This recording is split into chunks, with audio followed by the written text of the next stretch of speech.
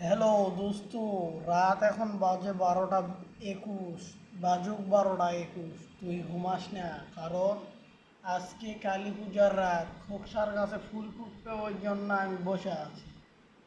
আর যদি মাদার চোখ খোকসার কাছে ফুল না ফোটে তাহলে তো অবস্থা খারাপ, ঠিক আছে? আর শোন, তাড়াতাড়ি ঘুমাবি না, আজকে সুস্মি চোরেরা বাড়ায়, সেটা আমাকে আমার নানি কইছে, ঠিক আছে?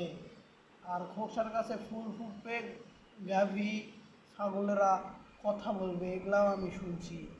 আজকেই কালী পূজার রাত, তো তুই ভালো করে জায়গায় থাকিস। আমি আমার জানলার কাছে একটা খোকসার গাছ আছে, এখানে ডিউটি দিচ্ছি কখন ফুল ফুটবে। আর তোর ওখানে তুই ভালোভাবে দেখবি, খোকসার গাছে যদি ফুল ফোটে সাথে আমাকে জানাবি।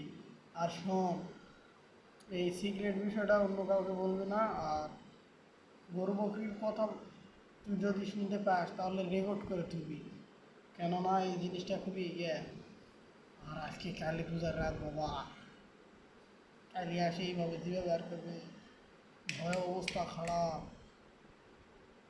কোনো টেনশন করিস না, আমি আছি তো, ঠিক আছে না? কোনো চিন্তা করবি না, আমি আছি, আমি তো আছি। হ্যাঁ, কোনো ভয় নাই, নিশ্চিন্তে তুই আজকে যেই কাজই করবি সেই কাজই হবে।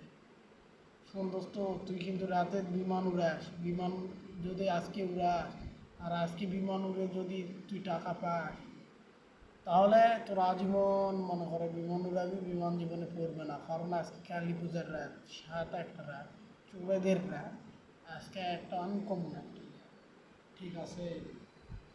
তো এটার জন্য আমি তোকে ফোন দিয়েছিলাম।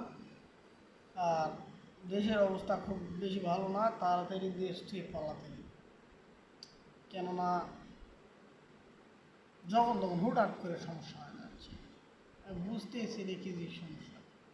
আরে ভাই, খুবই দুর্ঘটনার কারণে মন মানসিকতা খুবই খারাপ। আর তুই আমার বিকাশে টাকা ঢুকে দিস, আমি তো দিব। আচ্ছা তাহলে ভালো থাক, আমার ঘুম যেতে, ঘুমালে হবে না, খোকসার কাছে ফুল দেখতে হবে, মা ডাকছে। এত রাত পর্যন্ত আমি জায়গায় আছি কী করতে? আজকে কালী পূজার রাত বাবা। আচ্ছা ভালো থাক, কেটে দিই।